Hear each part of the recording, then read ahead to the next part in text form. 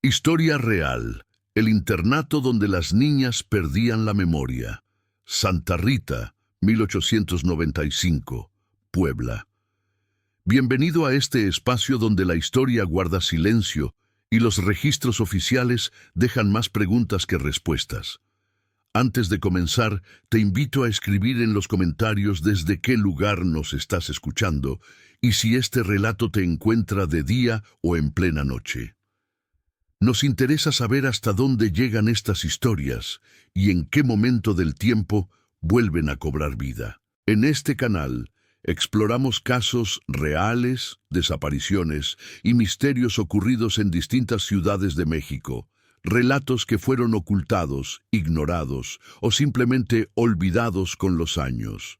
Si te atraen las historias oscuras, basadas en hechos reales, y quieres seguir descubriendo estos archivos silenciados, suscríbete al canal y activa la campana para no perderte ninguno de nuestros relatos. Ahora sí, acompáñanos en esta historia. El internato donde las niñas perdían la memoria. Capítulo 1. En el año de 1895, la ciudad de Puebla respiraba bajo el peso de una atmósfera que mezclaba la devoción religiosa con el control social más severo. Las calles empedradas resonaban con el eco de las campanas que marcaban no solo las horas, sino también el ritmo de una sociedad atrapada entre el fervor católico y las convenciones inflexibles del porfiriato. Era una época donde la apariencia lo era todo, donde el honor de una familia podía desmoronarse por el comportamiento de una sola hija, donde las mujeres debían caminar por el mundo con la mirada baja y las manos siempre ocupadas en labores consideradas apropiadas. El internado Santa Rita surgió en ese contexto como una solución discreta para las familias de clase media y alta que enfrentaban lo que entonces se llamaba el problema de las niñas difíciles. No era el único establecimiento de su tipo en el México de aquel tiempo, pero sí uno de los más respetados, al menos en la superficie. Se ubicaba en las afueras de la ciudad, en una propiedad que alguna vez había sido una hacienda próspera, rodeada de muros altos de piedra volcánica que protegían el terreno de las miradas curiosas. Los cipreses centenarios formaban una barrera natural adicional, creando un espacio aislado del mundo exterior, un lugar donde el tiempo parecía detenerse. La directora del internado era la Madre Superiora Gertrudis del Sacramento, una mujer de unos 50 años, cuya presencia imponía respeto inmediato. Su rostro era severo, pero no cruel a primera vista, marcado por arrugas profundas que hablaban de años de autoridad ejercida sin cuestionamientos. Vestía el hábito negro completo de su orden, siempre impecable, y llevaba colgado del cuello un rosario de cuentas oscuras que producía un sonido leve pero constante cuando caminaba por los pasillos del edificio principal. Su voz era baja y controlada, nunca alzada, lo cual de alguna manera la hacía más inquietante. No necesitaba gritar para hacer sentir el peso de su desaprobación. El edificio mismo era una construcción del siglo XVIII, con paredes gruesas de adobe y tezontle, techos altos con vigas de madera oscura y ventanas pequeñas con rejas de hierro forjado. Los corredores interiores formaban un claustro alrededor de un patio central donde crecía un jardín austero. Algunas bugambilias que trepaban por las columnas, un pozo de piedra en el centro y bancas de madera donde, supuestamente, las niñas podían sentarse durante los breves momentos de recreo. La capilla ocupaba el ala este del edificio y era el corazón de la vida diaria en Santa Rita. Todo giraba alrededor de la oración, la penitencia y la redención. Las familias que enviaban a sus hijas a Santa Rita lo hacían por razones diversas, pero todas compartían un elemento común: la vergüenza. Algunas niñas habían mostrado demasiada independencia de pensamiento, cuestionando las enseñanzas religiosas o expresando opiniones consideradas inapropiadas para su género. Otras habían sido sorprendidas leyendo libros prohibidos o escribiendo poesía que no hablaba de temas piadosos. Algunas habían demostrado interés en actividades reservadas para los hombres, como la ciencia o la política. Otras habían cometido el pecado de rechazar un pretendiente elegido por sus padres o de mostrar afecto por alguien considerado inadecuado por razones de clase o reputación. En aquella sociedad rígida, cualquier desviación del modelo de la mujer perfecta, sumisa, callada, dedicada únicamente al hogar y a Dios, era vista como una enfermedad que necesitaba cura. El folleto que la Madre Superiora Gertrudis proporcionaba a los padres interesados era elegante y persuasivo. Estaba impreso en papel fino, con una tipografía cuidadosa, y llevaba el sello oficial de la orden religiosa a la que ella pertenecía. Prometía la transformación moral y espiritual de jóvenes extraviadas mediante un programa riguroso de educación católica, disciplina estructurada y atención personalizada. Hablaba de moldear el carácter y restaurar la pureza del alma.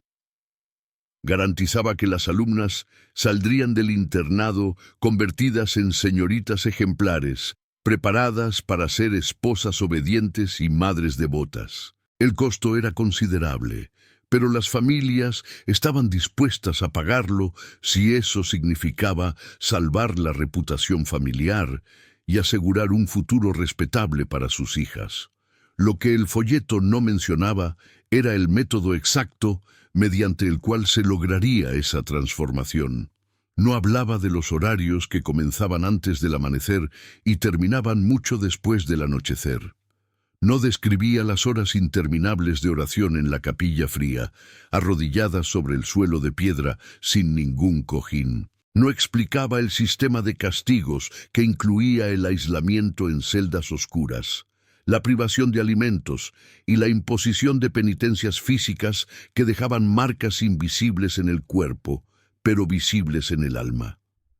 No mencionaba las medicinas especiales que la Madre Superiora administraba personalmente a las niñas más rebeldes, tónicos amargos que debían tomarse 3 veces al día bajo supervisión estricta. Pero, sobre todo, el folleto no advertía sobre el fenómeno más perturbador que comenzó a manifestarse aproximadamente 6 meses después de la apertura del internado. Las niñas que ingresaban llenas de vida, con personalidades definidas, memorias claras y lazos emocionales fuertes con sus familias, gradualmente se convertían en sombras de sí mismas. Perdían el brillo en los ojos. Sus movimientos se volvían lentos y mecánicos.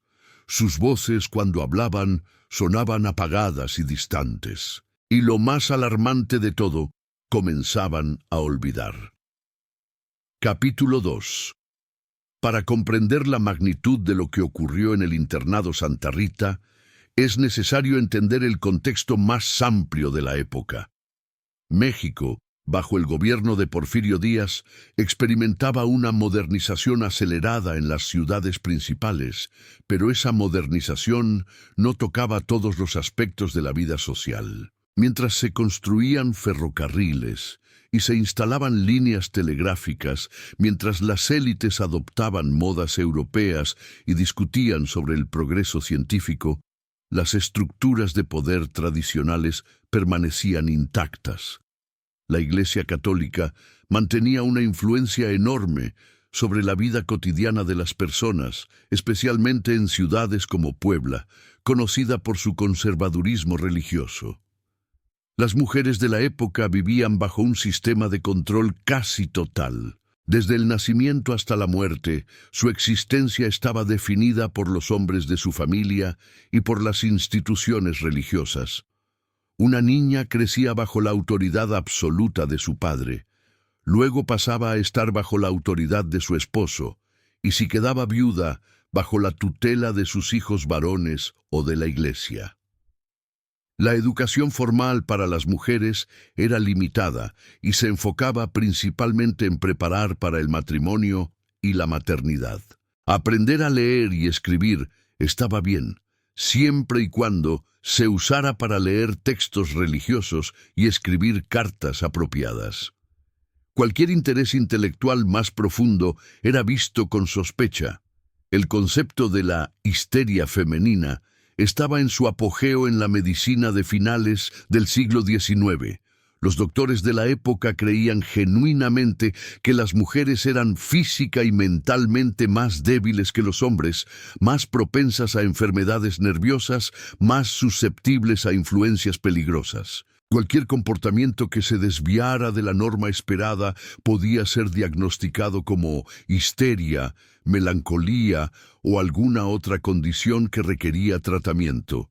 Y los tratamientos eran variados y a menudo brutales, desde sangrías hasta aplicaciones de hielo, desde drogas sedantes hasta períodos prolongados de descanso, que en realidad significaban aislamiento total.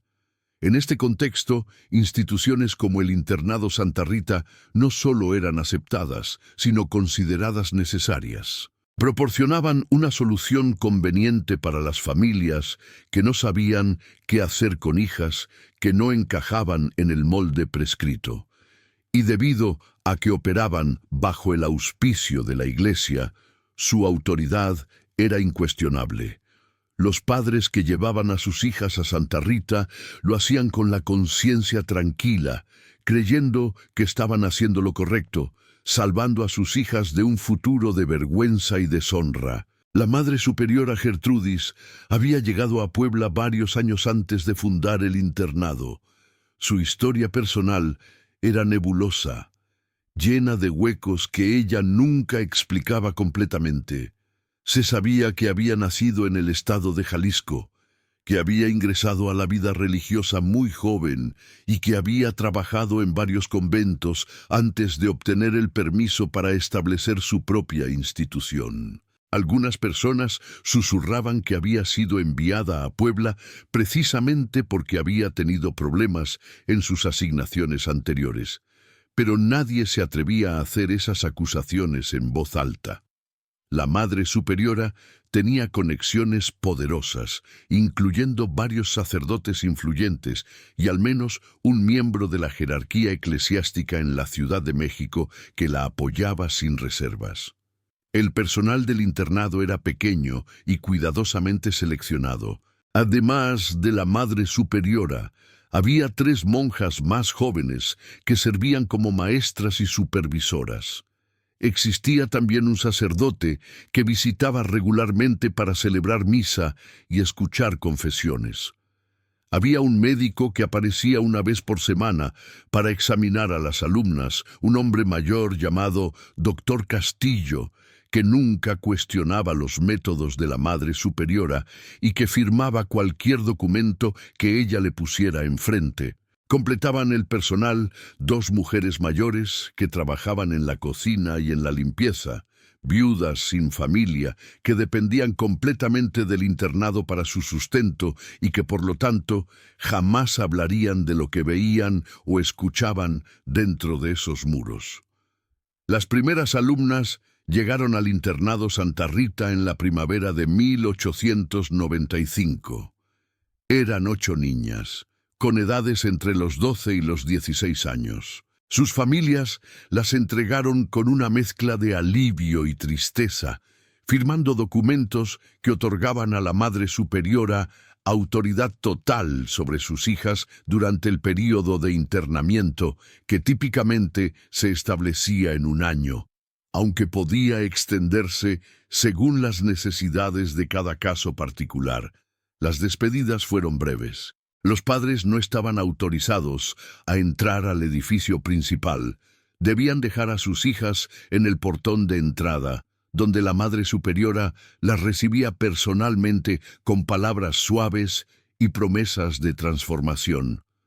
Una de esas primeras alumnas era Lucía Mendoza, una niña de 14 años con ojos oscuros y expresivos, cabello negro recogido en una trenza gruesa y un espíritu que sus padres consideraban demasiado rebelde. Lucía había cometido el pecado de querer estudiar medicina, inspirada por las historias de Matilde Montoya, la primera mujer médico de México.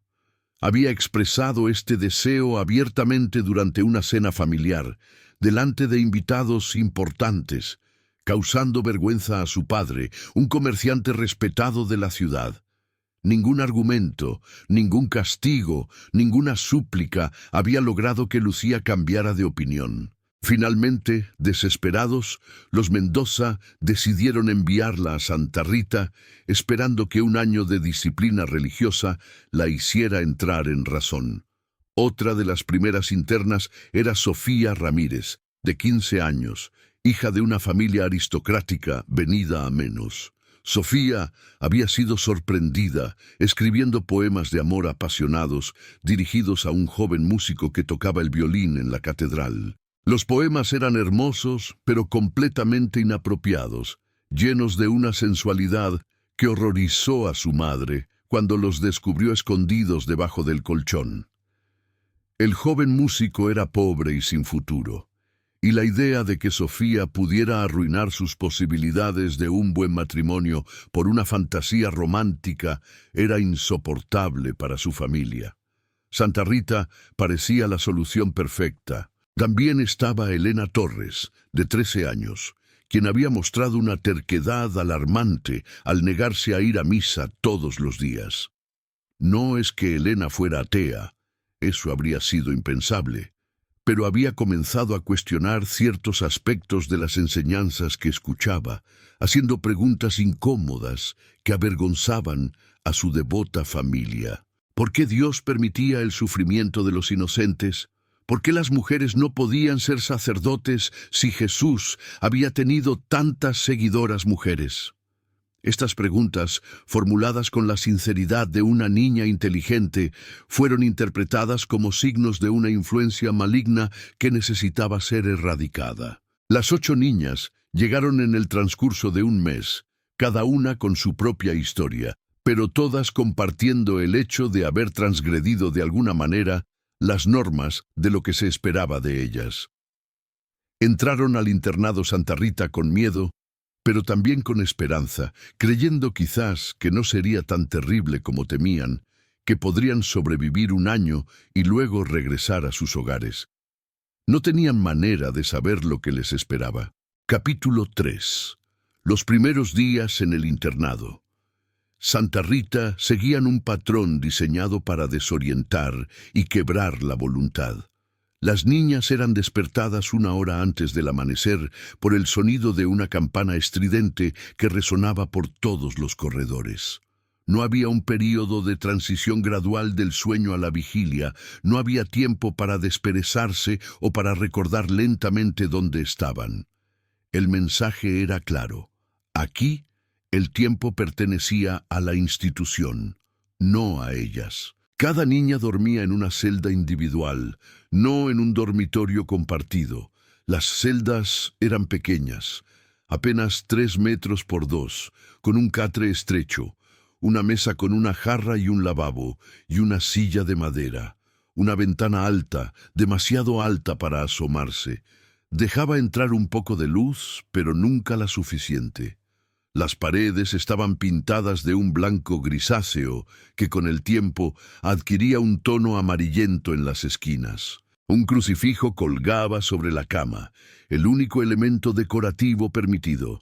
No había espejos, no había libros más allá de un misal y una Biblia, no había papel ni lápices, no había nada que pudiera proporcionar consuelo o distracción. El día comenzaba con el aseo personal, realizado en silencio absoluto.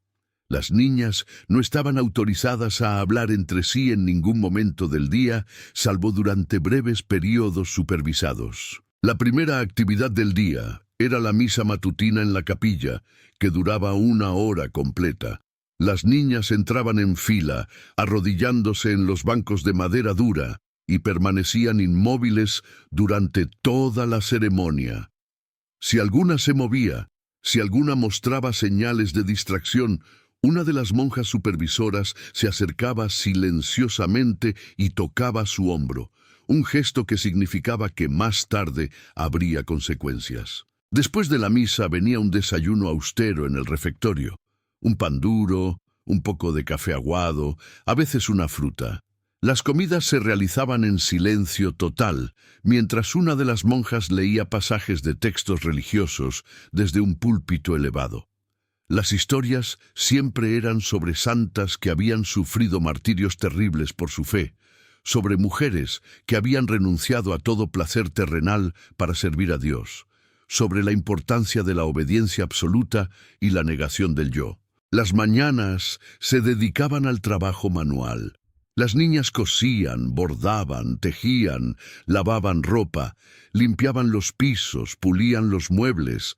El trabajo era interminable y monótono, diseñado no tanto para enseñar habilidades útiles, sino para ocupar cada minuto del día, para no dejar espacio alguno para el pensamiento independiente. La Madre Superiora creía que las manos ociosas eran el taller del diablo, y se aseguraba de que las manos de sus alumnas nunca estuvieran ociosas. La comida del mediodía era similar al desayuno, frugal, insípida, apenas suficiente para mantener el cuerpo funcionando.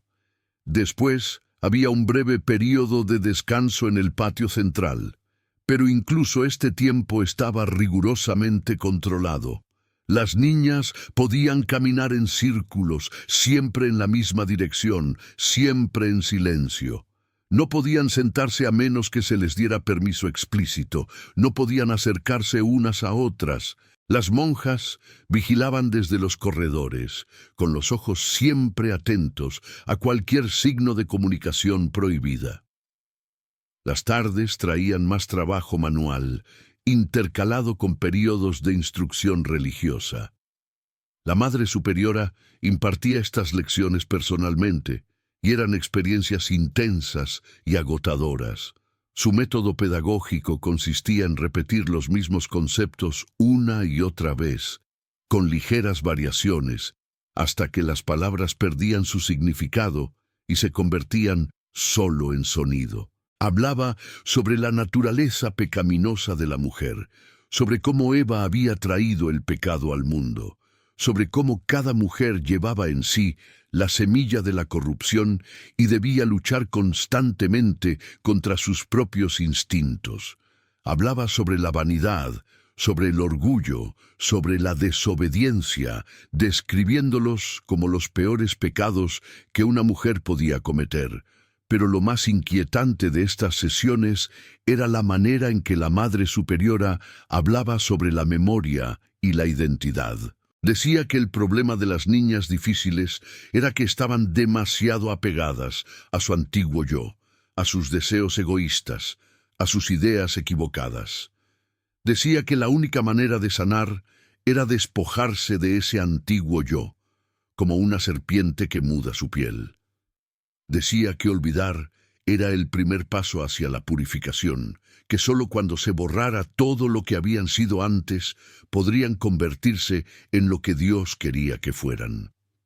El pasado es un peso que las ata, decía con su voz suave, pero penetrante. Las memorias de su vida anterior las mantienen atadas a los pecados que las trajeron aquí. Deben aprender a dejar ir esos recuerdos, a liberarse de ellos. Solo así podrán renacer como criaturas nuevas, puras, sin la contaminación de sus errores pasados. Al principio, las niñas no entendían completamente lo que la Madre Superiora quería decir. ¿Cómo podían olvidar sus vidas, sus familias, quiénes eran? Era imposible, impensable. Pero con el paso de los días y las semanas, comenzaron a notar cambios sutiles en sí mismas.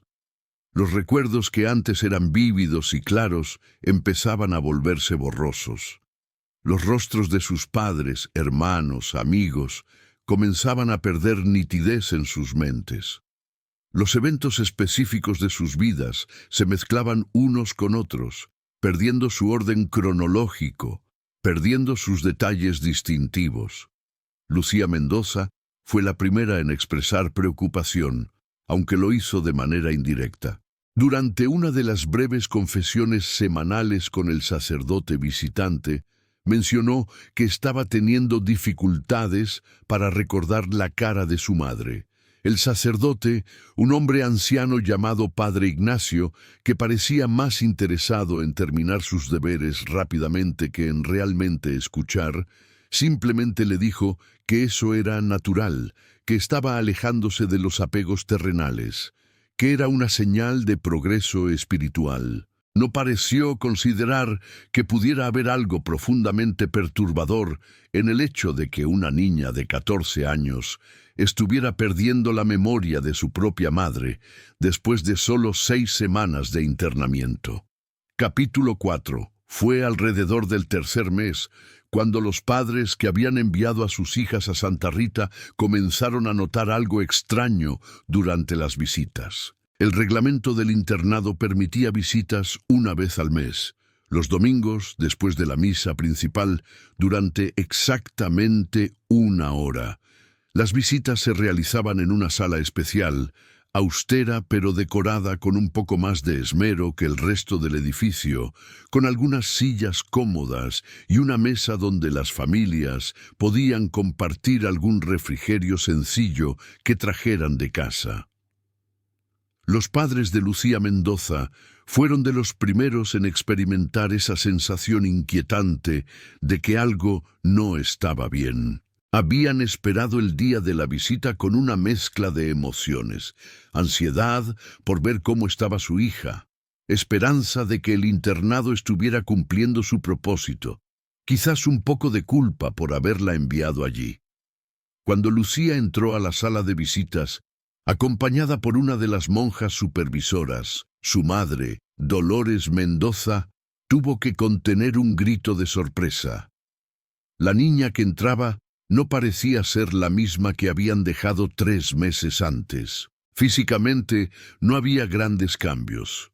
Lucía no había adelgazado dramáticamente ni mostraba señales obvias de maltrato. Pero había algo en su manera de moverse, en la expresión de su rostro, que era completamente diferente. Caminaba con pasos lentos y cuidadosos, como si cada movimiento requiriera un esfuerzo consciente. Sus ojos, que antes habían brillado con inteligencia y determinación, ahora parecían apagados, distantes, como si miraran sin realmente ver. «Lucía, mi amor», dijo Dolores, extendiendo los brazos hacia su hija. Pero Lucía no corrió a abrazarla como habría sido natural. En cambio, se detuvo a unos pasos de distancia, mirando a su madre con una expresión que solo podía describirse como confusa.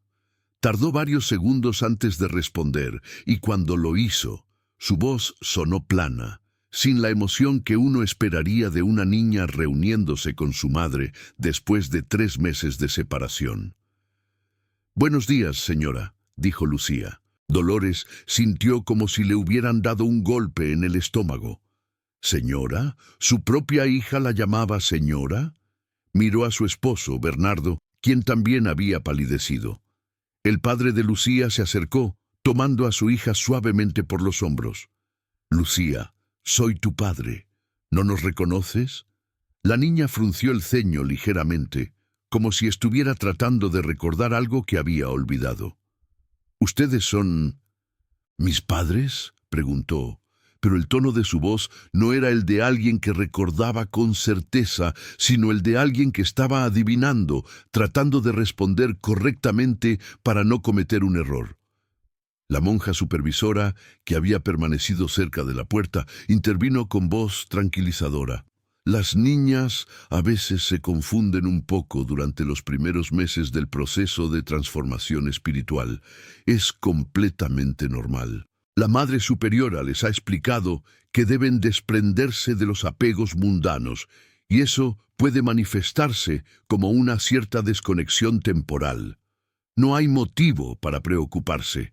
Con el tiempo, Lucía emergerá como una persona completamente nueva, mejor, más pura». Pero Dolores no se sintió tranquilizada. Algo estaba terriblemente mal. Durante la hora que duró la visita, intentó despertar la memoria de su hija con referencias a eventos específicos de su vida. El día que Lucía había aprendido a montar a caballo, las vacaciones que habían pasado en la hacienda de los abuelos, el gato que Lucía había adorado cuando era más pequeña. En cada caso, Lucía escuchaba con esa misma expresión confusa, como si su madre le estuviera contando historias sobre la vida de otra persona. A veces asentía vagamente, pero era evidente que no recordaba nada de lo que se le decía. Lo más alarmante ocurrió hacia el final de la visita, cuando Dolores, desesperada, sacó una fotografía familiar que había traído con ella. Era una imagen tomada el año anterior, mostrando a toda la familia Mendoza reunida en el jardín de su casa, los padres, Lucía y sus dos hermanos menores. Dolores señaló a cada persona en la fotografía, nombrándolas. «Mira, aquí estás tú, y aquí está tu hermano Miguel y tu hermano pequeño Andrés». Lucía tomó la fotografía, mirándola con atención. Después de un largo silencio, dijo algo que heló la sangre de sus padres. «Es una familia muy bonita, pero yo no recuerdo haber estado en ese jardín. ¿Están seguros de que esa soy yo en la foto?» Dolores y Bernardo salieron del internado Santa Rita ese día con el corazón destrozado y la mente llena de preguntas aterradoras. ¿Qué le estaban haciendo a su hija? ¿Cómo era posible que en solo 3 meses hubiera perdido la memoria de su propia familia, de su propia vida? Durante el viaje de regreso a casa en su carruaje, discutieron en voz baja, tratando de entender lo inexplicable. «Deberíamos sacarla de ahí», dijo Dolores, con lágrimas corriendo por sus mejillas. «No me importa lo que diga esa monja, no me importa el dinero que hayamos pagado. Algo terrible está ocurriendo en ese lugar». Pero Bernardo, aunque también profundamente preocupado, era un hombre de su época, acostumbrado a confiar en la autoridad de la Iglesia. «La hermana dijo que es parte del proceso», respondió, aunque su voz no sonaba completamente convencida. «Quizás después de un tiempo más, cuando Lucía complete su transformación, recuperará sus memorias. No podemos juzgar sin entender completamente los métodos que están usando». Sin embargo, no eran los únicos padres que comenzaban a experimentar esta angustia. La familia Ramírez, cuyos padres visitaron a Sofía 2 semanas después, tuvo una experiencia similar. Sofía, la niña que había escrito poemas apasionados, ahora se sentaba en la sala de visitas con las manos cruzadas en el regazo, mirando a sus padres con una educación fría, pero sin el menor reconocimiento emocional. Cuando su madre le preguntó si recordaba los poemas que había escrito, Sofía respondió: «¿Poemas? No, señora, yo no escribo poemas. Escribir poemas es vanidoso y egoísta. Solo rezo y trabajo». Las palabras no sonaban como si vinieran de Sofía, sonaban como si hubieran sido memorizadas, repetidas tantas veces que se habían convertido en un guión automático. Su madre intentó abrazarla, y Sofía permitió el abrazo, pero su cuerpo estaba rígido, sin responder, como si fuera una muñeca que no sabía cómo corresponder el afecto. Los Torres, cuando visitaron a Elena, encontraron a una niña que había perdido completamente la curiosidad intelectual que la había caracterizado. Cuando su padre, en un intento por reconectar con ella, le preguntó si todavía tenía preguntas sobre Dios, Elena lo miró con ojos vacíos y recitó: «No tengo preguntas. La Madre Superiora ha explicado todo. Yo era una niña mala que cuestionaba la voluntad de Dios. Ahora entiendo que mi deber es obedecer sin preguntar. Las preguntas vienen del demonio». Paulatinamente, a medida que más familias experimentaban estas visitas perturbadoras, comenzaron a circular rumores entre los círculos sociales de Puebla. Las conversaciones susurradas después de misa, los intercambios discretos durante las reuniones sociales, todos empezaban a preguntarse lo mismo: ¿qué estaba ocurriendo realmente dentro del internado Santa Rita? Capítulo 5. La Madre Superiora. Gertrudis del Sacramento era una mujer que creía genuinamente en la rectitud de sus métodos. No se veía a sí misma como una villana, sino como una salvadora de almas perdidas. En su mente, las niñas que llegaban a Santa Rita estaban enfermas, infectadas por ideas peligrosas y deseos inapropiados que las llevarían a la condenación eterna si no se intervenía de manera drástica. Ella se consideraba un instrumento de la voluntad divina, encargada de la tarea sagrada de purificar esas almas, sin importar el costo. Durante una entrevista con un periodista del Diario de Puebla que había expresado interés en escribir un artículo favorable sobre el internado, la Madre Superiora explicó su filosofía con una claridad inquietante. Las jóvenes que llegan aquí han sido corrompidas por el mundo moderno, han sido expuestas a libros que no deberían leer, a ideas que no deberían contemplar. Sus mentes han sido llenadas con conceptos de independencia y libertad que son completamente inapropiados para su sexo. Mi método consiste en vaciar esas mentes de toda esa contaminación, crear un espacio en blanco donde pueda escribirse una nueva historia, una historia de obediencia, pureza y devoción. El periodista, un joven idealista llamado Rafael Ortega, preguntó cómo exactamente se lograba ese vaciamiento de la mente. La Madre Superiora sonrió, una sonrisa que no llegaba a sus ojos. A través de la oración constante, el trabajo disciplinado y la administración cuidadosa de remedios espirituales y medicinales que ayudan a calmar los espíritus agitados.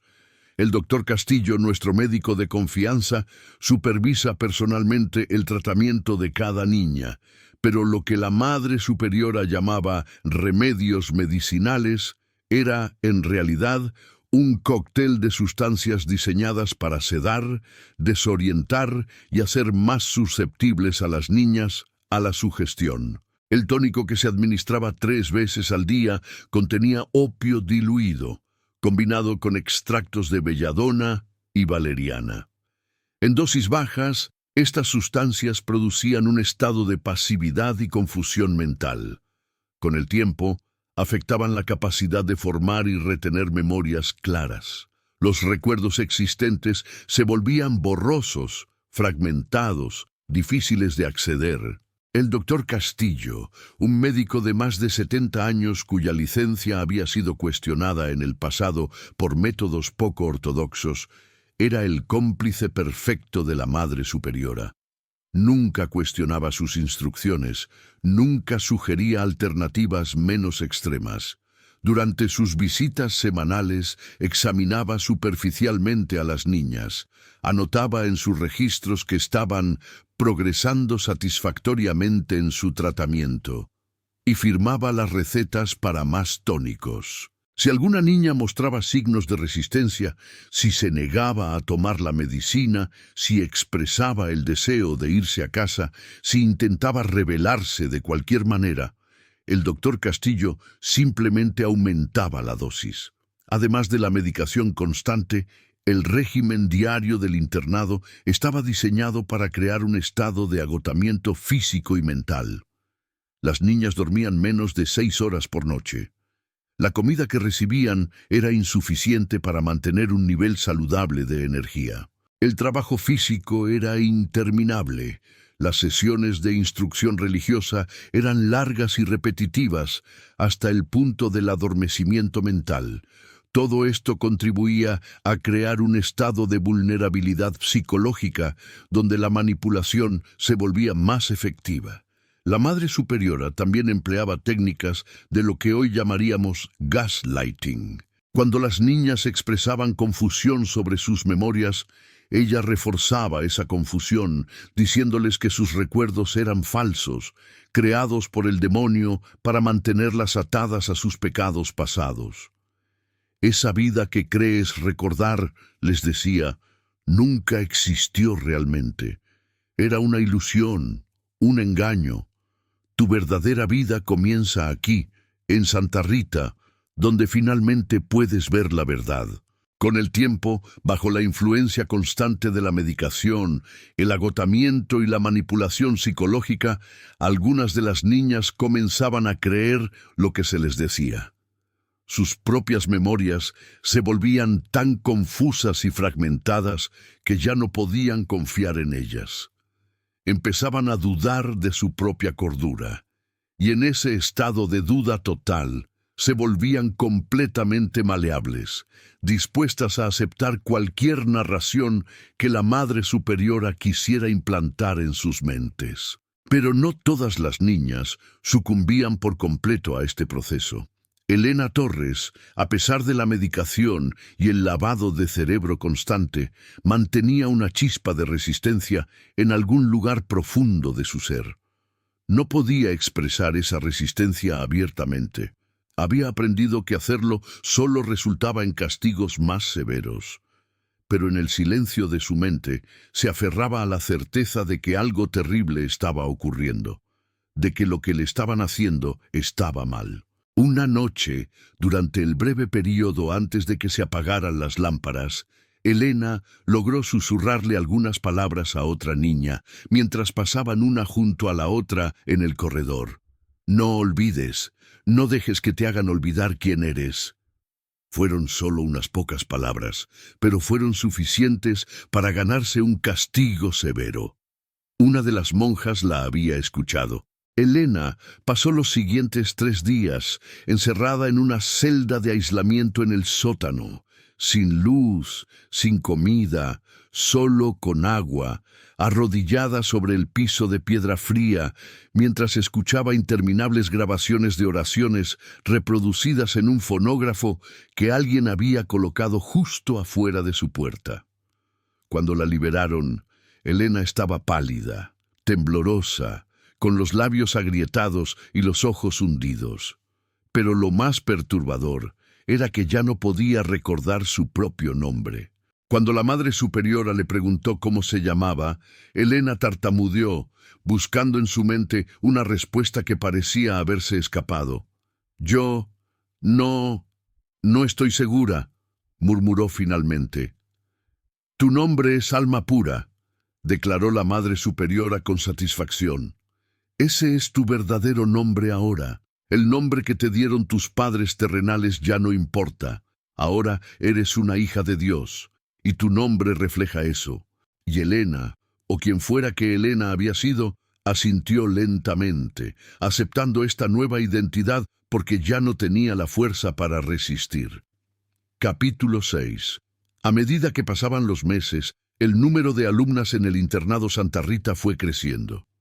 Las familias de Puebla y de ciudades cercanas, atraídas por la reputación de la institución de poder transformar a niñas difíciles, seguían enviando a sus hijas. Para el otoño de 1896 había casi 30 niñas internas en el edificio, que originalmente había sido diseñado para acomodar a no más de 20. Las condiciones ya austeras se volvieron aún más precarias. Las celdas individuales fueron convertidas en celdas compartidas, con 2 niñas durmiendo en el mismo espacio diminuto.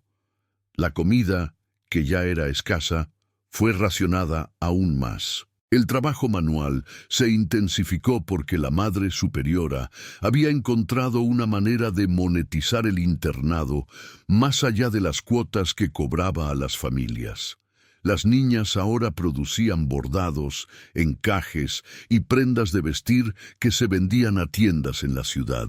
El trabajo comenzaba cada vez más temprano y terminaba cada vez más tarde. Pero el crecimiento del internado también significaba que más familias comenzaban a experimentar el horror de encontrar a sus hijas transformadas en sombras de sí mismas.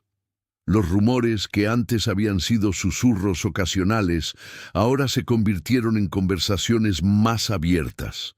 Algunos padres comenzaron a cuestionar abiertamente si Santa Rita era realmente lo que afirmaba ser. Entre estos padres estaba Carmen Delgado, una viuda de la clase media que había enviado a su única hija, Isabel, al internado 6 meses antes. Isabel había sido una niña vivaz y curiosa. con una risa contagiosa y un amor por la música. Su crimen había sido el de tocar el piano con demasiado entusiasmo, interpretando piezas que su familia consideraba demasiado seculares y poco apropiadas. Carmen, presionada por sus hermanos y su propio padre, había cedido y enviado a Isabel a Santa Rita, aunque desde el principio había tenido dudas. Durante la primera visita mensual, Carmen encontró a Isabel notablemente cambiada. Durante la segunda visita, Isabel apenas reconoció a su madre. Durante la tercera visita, Isabel la miró como si fuera una completa extraña. Carmen salió de esa tercera visita con una determinación feroz ardiendo en su pecho. Iba a descubrir qué estaba ocurriendo en ese lugar, sin importar lo que costara. Carmen comenzó a hacer preguntas. Habló con otras madres que habían enviado a sus hijas a Santa Rita. Visitó al doctor Castillo en su consultorio privado, preguntándole específicamente qué tratamientos estaba administrando. El viejo médico, nervioso bajo su escrutinio directo, farfulló algo sobre tónicos calmantes completamente seguros, pero se negó a proporcionar detalles específicos. Carmen intentó hablar con el sacerdote que visitaba el internado, el padre Ignacio, pero él simplemente le aseguró que todo estaba bajo el cuidado de la iglesia y que no debía preocuparse. Frustrada por la falta de respuestas, Carmen decidió tomar una acción más drástica. Tenía un primo que era farmacéutico, un hombre educado que había estudiado en la Ciudad de México. Le pidió que investigara discretamente qué tipo de medicinas podrían causar pérdida de memoria. El farmacéutico, intrigado por la pregunta, hizo algunas consultas con colegas y regresó con información inquietante. Existen sustancias, le dijo a Carmen durante una conversación privada, que en dosis controladas pueden afectar la capacidad del cerebro para formar y retener memorias. El opio, cuando se usa regularmente, puede causar confusión mental. La belladona, en ciertas concentraciones, produce desorientación. Si alguien estuviera administrando estas sustancias de manera constante, particularmente a niñas jóvenes cuyas mentes aún están en desarrollo, los efectos podrían ser devastadores. Carmen sintió como si el suelo se abriera bajo sus pies. ¿Estás diciendo que alguien podría estar drogando a las niñas deliberadamente? El farmacéutico eligió sus palabras cuidadosamente. Estoy diciendo que es una posibilidad que debería investigarse. Pero Carmen, si lo que sospechas es cierto, te enfrentas a una institución poderosa. La Madre Superiora tiene conexiones con la jerarquía eclesiástica. Necesitarás evidencia sólida y necesitarás apoyo. Carmen pasó las siguientes semanas intentando reunir ese apoyo. Habló con cuantos padres pudo encontrar, tratando de organizar una queja colectiva ante las autoridades eclesiásticas locales. Algunos padres estaban dispuestos a unirse a ella, pero muchos se negaron, temerosos de desafiar a la iglesia o convencidos de que la transformación de sus hijas era realmente un proceso espiritual legítimo. Finalmente, Carmen logró reunir a un grupo de 6 familias que estaban dispuestas a presentar una petición formal al obispo de Puebla. La petición, escrita en términos respetuosos pero firmes, solicitaba una investigación oficial de los métodos empleados en el internado Santa Rita, específicamente en relación con los tratamientos médicos administrados a las niñas y los efectos observados en su memoria y comportamiento. La petición fue entregada en persona a la oficina del obispo un martes por la mañana. Durante 2 semanas no hubo respuesta. Carmen y las otras familias esperaron con una ansiedad creciente. Finalmente llegó una carta oficial, sellada con el sello del obispado. Carmen la abrió con manos temblorosas, esperando ver que su petición había sido escuchada, que se abriría una investigación. En cambio, la carta era breve y devastadoramente directa. El obispo, Después de consultar con las autoridades competentes y revisar el caso cuidadosamente, había determinado que el internado Santa Rita operaba completamente dentro de las normas de la Iglesia. Los métodos empleados por la Madre Superiora Gertrudis del Sacramento eran apropiados y conformes con las enseñanzas católicas sobre la corrección de jóvenes descarriadas. Las familias que habían firmado la petición eran exhortadas a mantener su fe en el proceso y confiar en la sabiduría de la institución que habían elegido voluntariamente para la educación de sus hijas. En otras palabras, la petición había sido rechazada sin siquiera una investigación preliminar. Carmen Delgado leyó la carta una y otra vez, sintiendo cómo la impotencia se mezclaba con una rabia fría en su pecho. La Iglesia no iba a ayudar. Las autoridades eclesiásticas habían decidido proteger a la Madre Superiora, quizás porque realmente creían en lo que ella estaba haciendo, o quizás simplemente porque no querían el escándalo que resultaría de admitir que algo terrible estaba ocurriendo bajo su supervisión. Si las autoridades no iban a actuar, Carmen decidió, entonces ella tendría que actuar sola. Capítulo 7. Era una noche de invierno, fría y despejada, cuando Carmen Delgado puso en marcha el plan más audaz y peligroso de su vida. Había pasado semanas preparándose mentalmente, convenciéndose de que lo que estaba a punto de hacer era necesario, que no había otra opción. Su hija Isabel había estado en el internado Santa Rita durante 8 meses, y en la última visita, la niña no solo no había reconocido a su madre, sino que había retrocedido cuando Carmen intentó abrazarla, como si tuviera miedo del contacto físico. El plan de Carmen era simple en concepto, pero enormemente arriesgado en ejecución. Entraría al internado durante la noche, cuando todos estuvieran durmiendo, encontraría la celda de Isabel y la sacaría de allí. Sabía que lo que estaba planeando era técnicamente un secuestro, aunque fuera su propia hija. Había firmado documentos otorgando custodia temporal a la Madre Superiora. Legalmente, no tenía derecho a llevarse a Isabel sin el permiso de la institución. Pero para Carmen, las leyes hechas por hombres palidecían frente a su deber como madre de proteger a su hija. Carmen había estudiado cuidadosamente el edificio durante sus visitas. Había notado que el muro perimetral, aunque alto, tenía una sección en la parte trasera donde un árbol viejo crecía lo suficientemente cerca como para que alguien pudiera trepar y luego saltar al otro lado.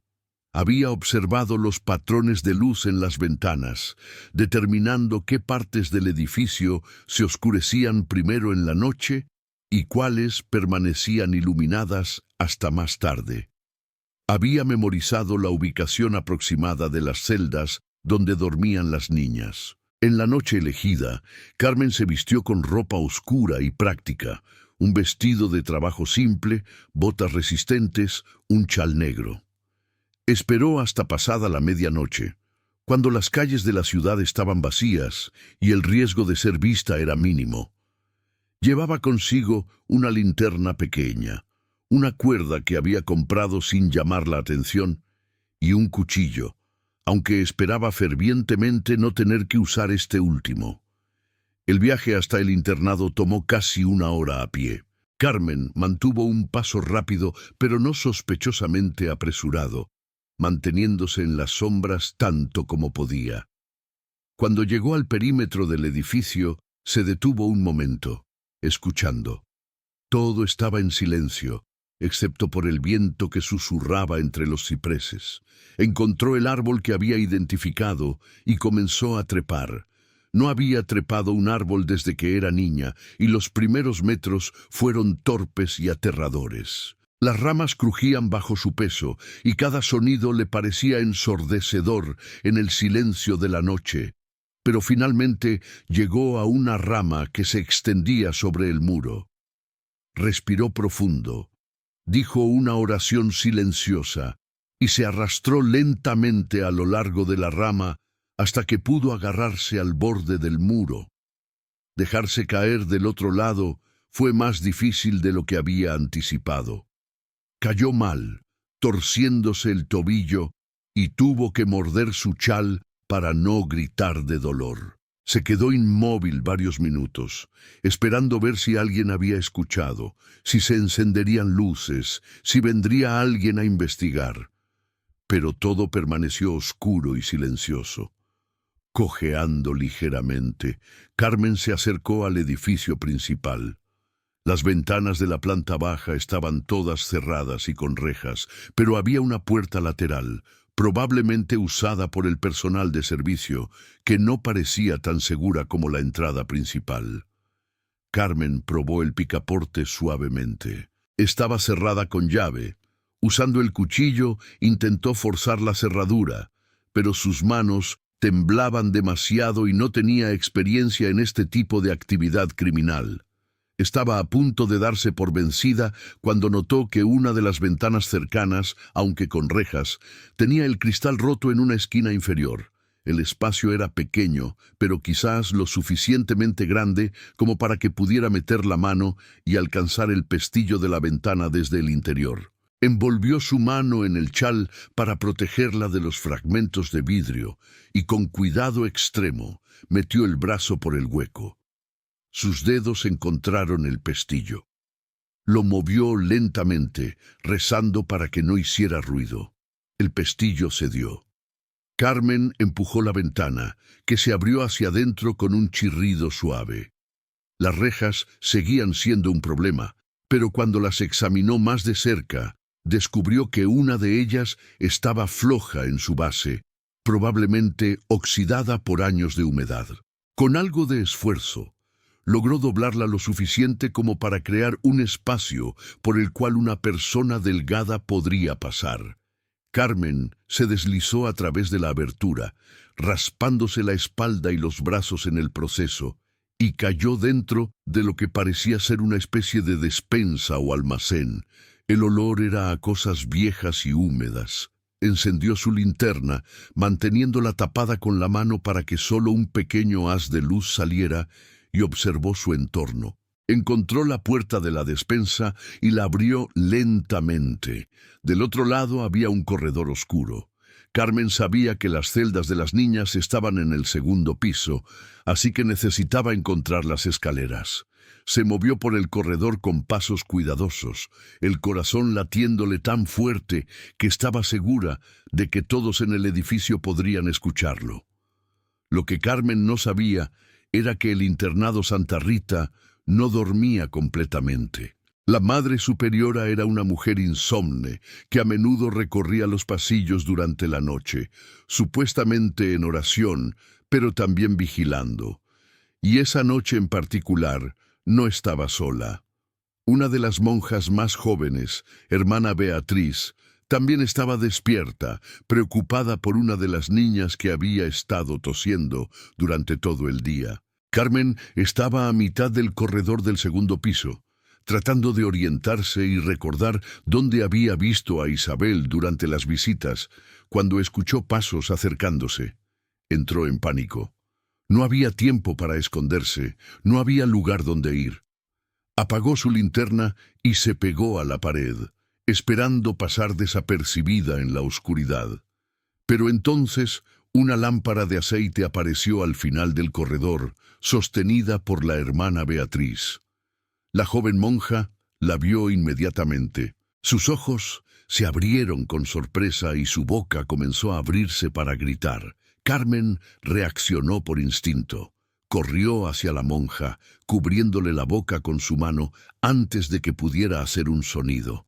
«Por favor», susurró Carmen desesperadamente, «por favor, no grite. Solo vine por mi hija. Solo quiero ver a mi hija». La hermana Beatriz luchó por un momento, pero algo en la desesperación de la voz de Carmen la hizo detenerse. Sus ojos, amplios y aterrorizados, miraron a Carmen con lo que podría haber sido comprensión. Lentamente, Carmen retiró su mano, preparada para volver a cubrir la boca de la monja si comenzaba a gritar. Pero la hermana Beatriz no gritó. En cambio, en un susurro apenas audible preguntó, ¿Cuál es su hija? Isabel. Isabel Delgado. Tiene 13 años, cabello oscuro, ojos castaños. La hermana Beatriz asintió lentamente. La conozco. Celda 18. Hubo una pausa y luego añadió con una voz llena de algo que sonaba como culpa. Debería detenerla. Debería despertar a la Madre Superiora. Pero no lo hará, ¿verdad? Preguntó Carmen mirando profundamente a los ojos de la joven monja. Porque usted también sabe que algo está mal aquí. Usted lo ha visto. La hermana Beatriz cerró los ojos, y cuando los abrió de nuevo, había lágrimas en ellos. Yo no sabía. Cuando llegué aquí, pensé que estábamos haciendo la obra de Dios. Pero las niñas, las cosas que les dan de beber, la manera en que cambian... Tragó saliva con dificultad. Celda 18. Al final del corredor. Tiene unos 10 minutos antes de que la Madre Superiora haga su ronda. Capítulo 8. Carmen encontró la celda 18 y abrió la puerta lentamente. Adentro, en la luz tenue de la linterna, vio a 2 niñas durmiendo en catres estrechos. Una de ellas era Isabel.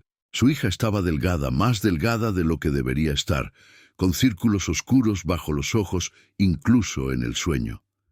Carmen se acercó, arrodillándose junto al catre, y tocó suavemente el hombro de su hija. «Isabel», susurró. «Isabel, soy yo, soy tu mamá. Vine a llevarte a casa». Isabel se despertó lentamente, con esa confusión que viene de un sueño profundo inducido químicamente. Miró a Carmen sin reconocimiento, con miedo incluso.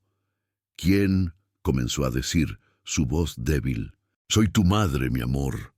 Carmen, ¿no me recuerdas?». Carmen tomó las manos de su hija, y fue entonces cuando notó algo que la horrorizó. Los brazos de Isabel estaban cubiertos de pequeñas marcas de agujas, como si le hubieran administrado inyecciones repetidamente. «Dios mío», murmuró Carmen, «¿qué te han estado haciendo?». Isabel retiró sus manos confundida y asustada. «No puedo, no debo. La Madre Superiora dice que no debo hablar con extraños». «No soy una extraña, soy tu madre», insistió Carmen, luchando por mantener la voz baja, aunque quería gritar de frustración y dolor. Miró alrededor de la celda, buscando algo, cualquier cosa que pudiera despertar la memoria de su hija. Sus ojos cayeron sobre una pequeña muñeca de trapo escondida debajo del colchón, apenas visible. Carmen la sacó suavemente. «¿Recuerdas esto? Es Rosita, la muñeca que te hice cuando tenías 5 años. Dijiste que era tu mejor amiga. Solías llevarla a todas partes». Isabel miró la muñeca. Durante un largo momento no hubo ninguna reacción, pero entonces algo cambió en su expresión. Un destello de reconocimiento, débil pero real, apareció en sus ojos. «Rosita», susurró, y su voz sonó diferente, más joven, como la voz de la niña que había sido. «Yo recuerdo, creo que recuerdo».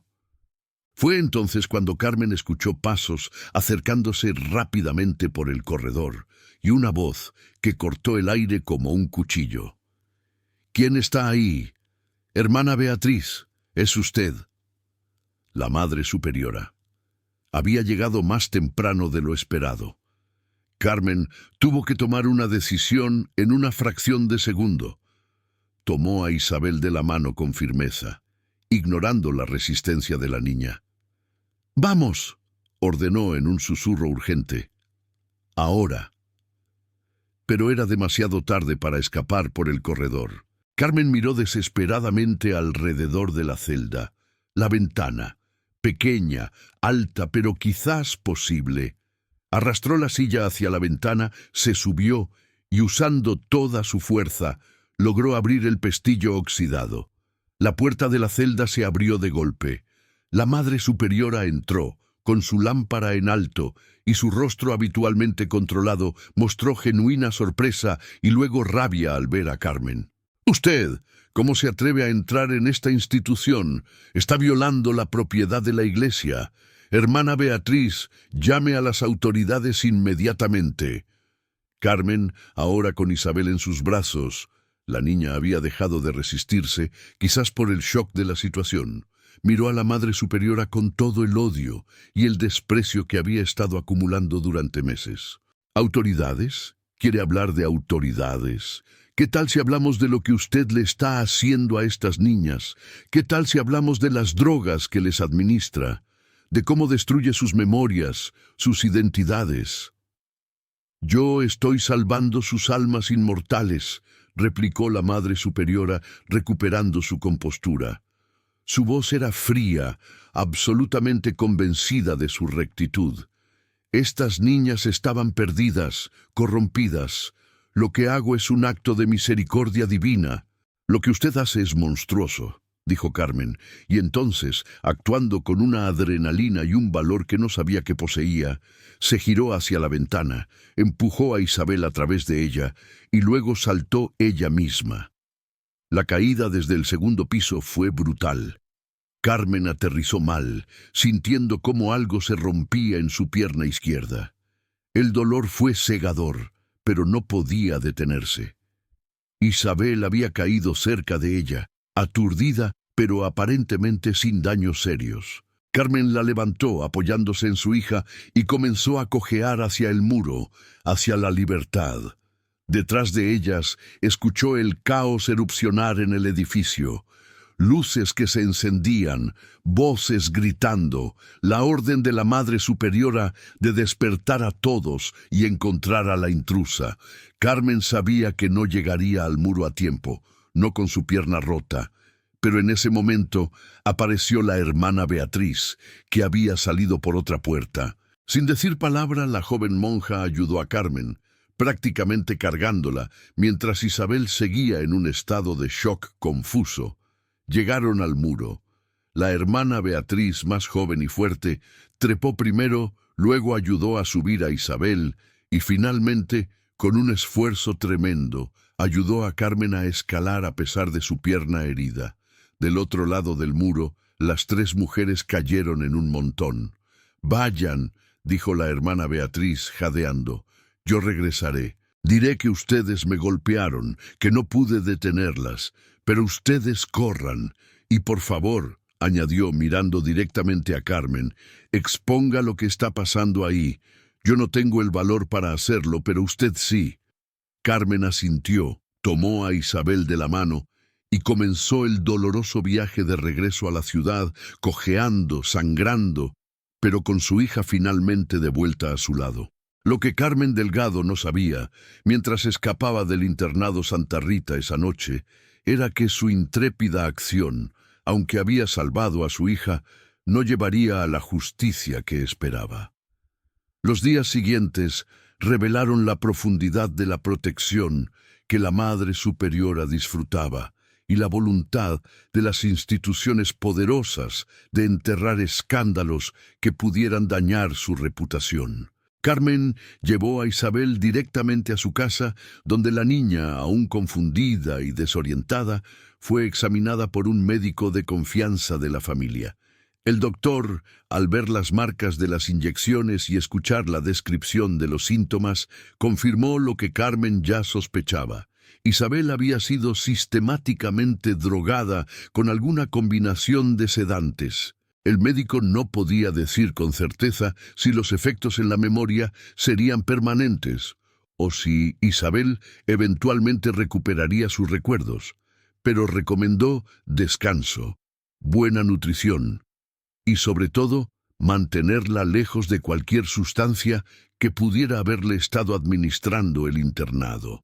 Al día siguiente, Carmen intentó presentar una denuncia formal ante las autoridades civiles. Fue a la policía local, donde un oficial aburrido escuchó su historia con creciente escepticismo. Cuando Carmen insistió en que la llevaran seriamente, el oficial le informó que invadir el internado en medio de la noche constituía allanamiento de morada y que técnicamente ella era la que había cometido un crimen. En cuanto a sus acusaciones contra el internado Santa Rita, sin pruebas físicas de las supuestas drogas y dada la respetabilidad de la institución, no había base para una investigación.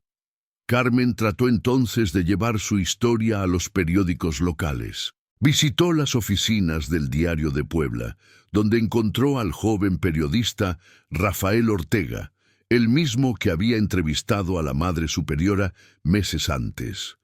Rafael, para su crédito, escuchó la historia de Carmen con atención seria. Incluso tomó notas detalladas y prometió investigar. Pero cuando su artículo fue a imprenta una semana después, había sido editado drásticamente. Las acusaciones específicas contra el internado habían sido eliminadas. Lo que quedaba era una historia vaga sobre preocupaciones de algunas familias respecto a métodos educativos estrictos, balanceada cuidadosamente con las defensas de la Madre Superiora de sus técnicas como tradicionales y aprobadas por la Iglesia. Rafael visitó a Carmen en su casa después de la publicación, visiblemente frustrado. «Lo siento», le dijo. «El editor me dijo que no podíamos publicar acusaciones tan serias sin pruebas concretas. Y cuando intenté presionar, me informaron que el periódico recibe una donación sustancial cada año de la diócesis.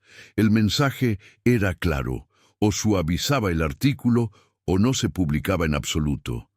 Las semanas pasaron y se convirtieron en meses. Carmen intentó contactar a otras familias, crear un grupo más grande de queja, pero muchas de las familias que antes habían expresado preocupación ahora se negaban a hablar con ella. Algunas habían retirado a sus hijas del internado discretamente y querían olvidar toda la experiencia.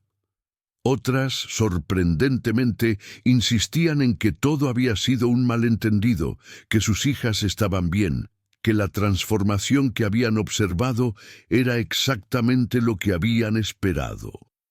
Isabel, mientras tanto, comenzó un lento proceso de recuperación.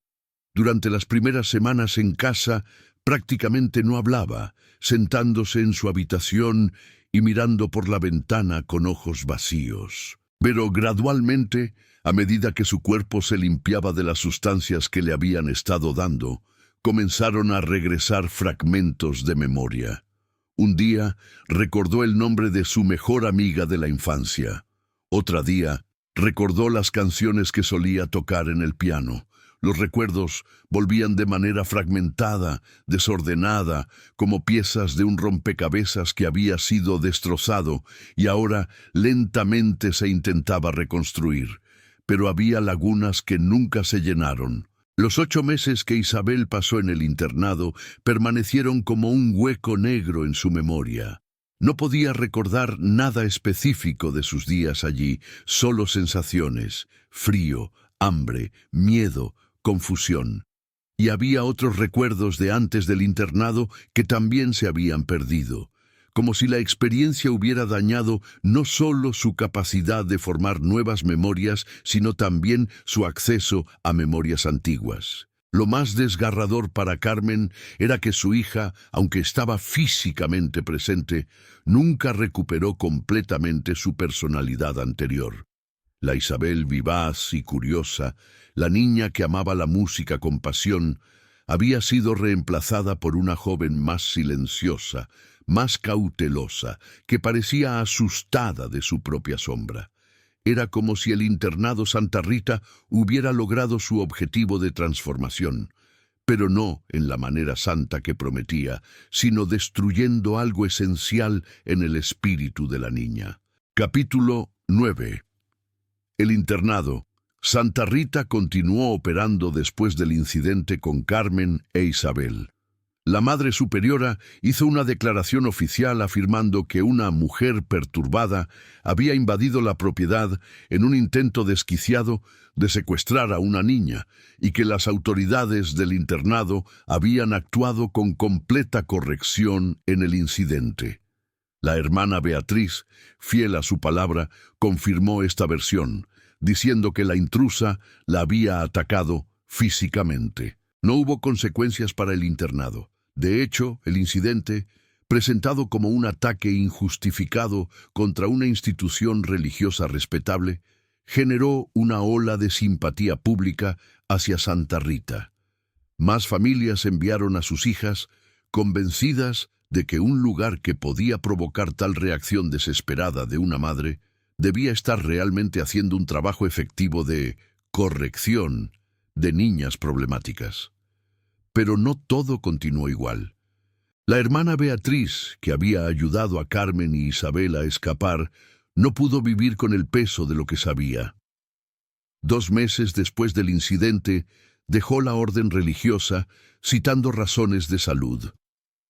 Antes de irse, escribió una carta detallada al obispo describiendo todo lo que había visto en el internado: las drogas administradas constantemente, el aislamiento cruel, la manipulación psicológica, la destrucción sistemática de las memorias e identidades de las niñas. Envió la carta con la esperanza de que su testimonio como monja pudiera finalmente provocar una investigación real. La carta fue archivada sin acción. El secretario del obispo le escribió una respuesta breve agradeciéndole su preocupación, pero informándole que el asunto ya había sido revisado exhaustivamente y que no había fundamento para las acusaciones. La carta de la hermana Beatriz desapareció en los archivos de la diócesis, donde permanecería olvidada durante más de un siglo. El doctor Castillo, el médico cómplice que había proporcionado las prescripciones para los tónicos sedantes, murió en 1902 de causas naturales. Sus registros médicos relacionados con el internado Santa Rita fueron aparentemente destruidos después de su muerte, eliminando cualquier evidencia documental de los tratamientos específicos que había ordenado. El internado Santa Rita continuó operando durante 15 años en total, desde 1895 hasta 1910. Durante ese tiempo, se estima que más de 200 niñas pasaron por sus puertas. Algunas permanecieron solo unos meses antes de que sus familias, alarmadas por los cambios, las retiraran. Otras permanecieron el período completo de 1 año o más. Algunas nunca salieron del todo. Porque hay otro aspecto oscuro de esta historia que solo fue descubierto años después. No todas las niñas que entraron a Santa Rita fueron eventualmente devueltas a sus familias. Hubo casos de niñas cuyos padres, decepcionados por la falta de transformación completa, simplemente dejaron de pagar las cuotas y abandonaron a sus hijas en el internado. Hubo casos de niñas cuyos padres murieron mientras ellas estaban internas, dejándolas sin familia a la cual regresar. Y hubo casos de niñas que resistieron tan fuertemente el proceso de purificación que la Madre Superiora decidió que nunca estarían listas para regresar a la sociedad. ¿Qué pasó con estas niñas? No hay registros claros. Algunos rumores de la época sugieren que fueron transferidas a otros conventos o instituciones religiosas. Otros rumores más oscuros sugieren que algunas fueron simplemente declaradas muertas, aunque no hay certificados de defunción que lo confirmen. Lo que se sabe con certeza es que cuando el internado Santa Rita finalmente cerró sus puertas en 1910, había al menos 20 niñas residentes cuyo paradero posterior nunca fue documentado. El cierre del internado no fue el resultado de ninguna investigación o exposición de sus prácticas. Simplemente, la Madre Superiora Gertrudis del Sacramento murió en el invierno de 1910, a la edad de 65 años. Sin su figura dominante y sin otra monja dispuesta o capaz de asumir su papel, la institución simplemente se desintegró. Las monjas más jóvenes se dispersaron a otras asignaciones. El edificio fue vendido a una familia privada. Los registros del internado, si alguna vez existieron de manera completa, desaparecieron. Durante muchos años después, el edificio que había albergado el internado Santa Rita permaneció vacío. La familia que lo compró descubrió que no podían vivir allí cómodamente, reportando sensaciones extrañas, ruidos inexplicables durante la noche, una opresión en el aire que los hacía sentir incómodos. Finalmente, vendieron la propiedad, que pasó por varias manos en las décadas siguientes, siempre con los nuevos propietarios, quedándose solo por períodos cortos. En 1950, el edificio fue finalmente demolido para hacer espacio para nuevas construcciones. Durante la demolición, los trabajadores encontraron algo inquietante en el sótano, una habitación que no aparecía en ninguno de los planos arquitectónicos, accesible solo a través de una puerta oculta detrás de una estantería. Dentro de esa habitación había restos de lo que parecían ser camas o catres, y en las paredes había marcas, arañazos, como si alguien hubiera intentado desesperadamente salir. También encontraron algo más, una colección de pequeños objetos personales escondidos en grietas de las paredes. Muñecas de trapo, cintas para el cabello, pequeñas notas escritas en papel que se desintegraba. Una de las notas, la única que estaba lo suficientemente preservada para ser leída, decía simplemente: «Me llamo María, no dejen que me olviden». La historia del internado Santa Rita es una de esas historias que la sociedad prefiere olvidar, porque reconocerla significa confrontar verdades incómodas sobre las instituciones que se supone que protegen a los más vulnerables. Durante décadas después del cierre del internado, las familias que habían enviado a sus hijas allí rara vez hablaban de la experiencia. Había vergüenza, culpa y el deseo de simplemente seguir adelante. Carmen Delgado vivió hasta la edad de 72 años, muriendo en 1934. Hasta el final de sus días, siguió contando la historia de lo que le habían hecho a su hija, aunque pocas personas la escuchaban. Isabel, quien sobrevivió a su madre por 15 años, nunca se casó ni tuvo hijos. Trabajó como maestra en una escuela pequeña, viviendo una vida tranquila y solitaria. Nunca recuperó completamente sus memorias del tiempo en el internado, y los efectos de esa experiencia la marcaron profundamente hasta su muerte en 1949.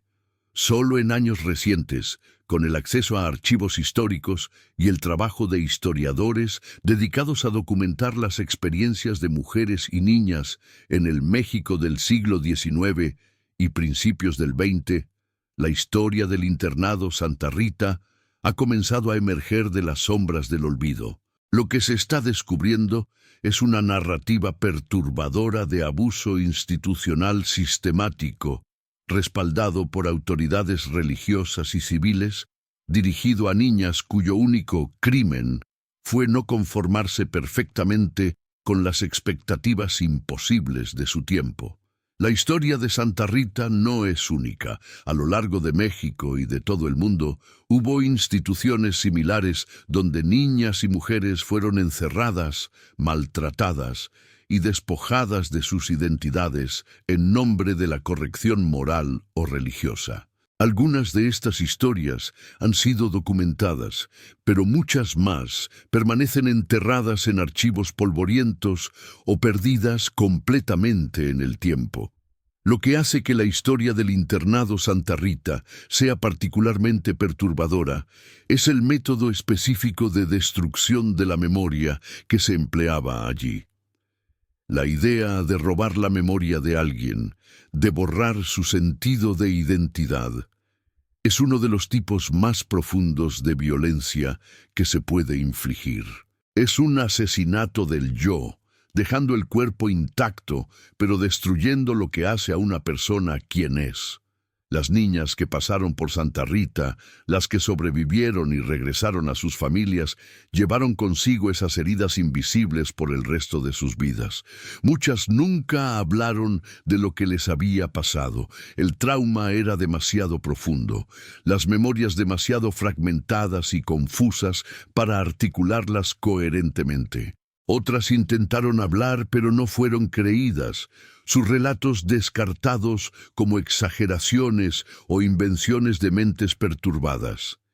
Y las niñas que nunca salieron de Santa Rita, cuyo destino final permanece desconocido, representan los fantasmas más tristes de esta historia.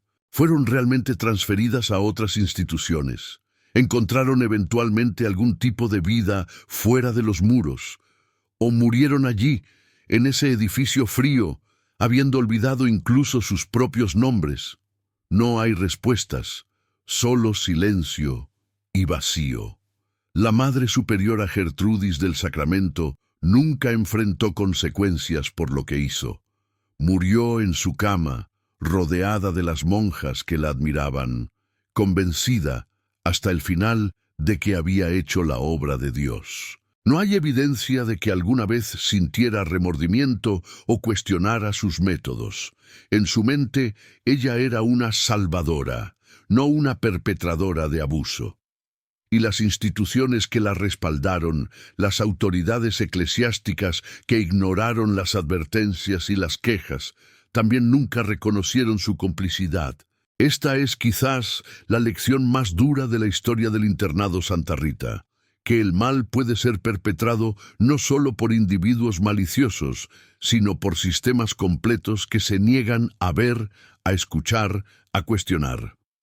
Que instituciones respetables pueden albergar horrores en su interior, que las víctimas pueden gritar y aún así no ser escuchadas cuando sus acusadores son poderosos y respetados. Epílogo. Hoy en día, el sitio donde alguna vez estuvo el internado Santa Rita es un parque público en Puebla. Pocas personas que caminan por ese espacio verde, que sientan a sus hijos en los columpios o que pasean a sus perros por los senderos, conocen la historia oscura del lugar. No hay placa conmemorativa, no hay monumento que marque lo que ocurrió allí hace más de un siglo. Pero hay quienes no han olvidado. Descendientes de las familias afectadas, historiadores dedicados a preservar estas memorias dolorosas, y aquellos que creen que confrontar el pasado es necesario para construir un futuro más justo. En años recientes, ha habido esfuerzos para documentar oficialmente la historia del internado Santa Rita, para reconocer el sufrimiento de las niñas que pasaron por allí, y para asegurar que historias como esta no se repitan. La historia del internado Santa Rita nos recuerda que la memoria es sagrada, que la identidad es un derecho humano fundamental y que debemos estar siempre vigilantes contra instituciones y sistemas que buscan controlar, manipular o destruir a los individuos en nombre de cualquier ideología, sin importar cuán noble se presente. Nos recuerda que debemos escuchar a las víctimas, creer sus testimonios y actuar cuando vemos abuso, incluso cuando los perpetradores son figuras de autoridad respetadas. Las niñas del internado Santa Rita merecen ser recordadas no como estadísticas o abstracciones, sino como individuos con nombres, con familias, con sueños y esperanzas que les fueron arrebatados. Lucía Mendoza, quien quería estudiar medicina; Sofía Ramírez, quien escribía poesía; Elena Torres, quien hacía preguntas; Isabel Delgado, quien amaba la música; y todas las demás cuyas historias fueron enterradas, olvidadas, borradas. Al contar esta historia, les devolvemos una pequeña medida de lo que se les quitó: la memoria. Su historia se cuenta ahora para que no sean olvidadas, para que el horror de lo que les sucedió sirva como advertencia y como lección. para que cuando escuchemos sobre niños o adolescentes que están siendo corregidos o transformados por instituciones, preguntemos qué métodos están usando, qué efectos están teniendo y si realmente se está protegiendo el bienestar de esos jóvenes o si se está perpetrando otro tipo de abuso bajo un disfraz respetable. La historia del internado Santa Rita es una historia de pérdida, de trauma y de silencio. Pero también es una historia de resistencia, encarnada en la valentía de Carmen Delgado, quien arriesgó todo para salvar a su hija. Es una historia que nos desafía a ser mejores, a proteger a los vulnerables, a cuestionar a los poderosos y a nunca permitir que el horror sea normalizado simplemente porque es perpetrado por figuras de autoridad. Las niñas de Santa Rita no pueden hablar por sí mismas ahora, pero nosotros podemos hablar por ellas. Podemos recordarlas. Podemos honrar su memoria contando su historia. Y podemos prometer que trabajaremos para crear un mundo donde ningún niño sea despojado de su identidad, de su memoria, de su derecho a ser quien es. Esta es la historia del internado Santa Rita, en Puebla, en el año de 1895. Una historia de horror, pero también una historia que necesita ser contada. Si esta historia te ha conmovido, si te ha hecho pensar, te invito a que le des like a este video, a que te suscribas al canal para más historias de misterios históricos de México, y a que actives la campanita de notificaciones para no perderte ningún episodio futuro. Estas historias necesitan ser contadas, y tu apoyo ayuda a mantener viva la memoria de aquellos que de otra manera serían olvidados. Gracias por escuchar, y hasta la próxima historia.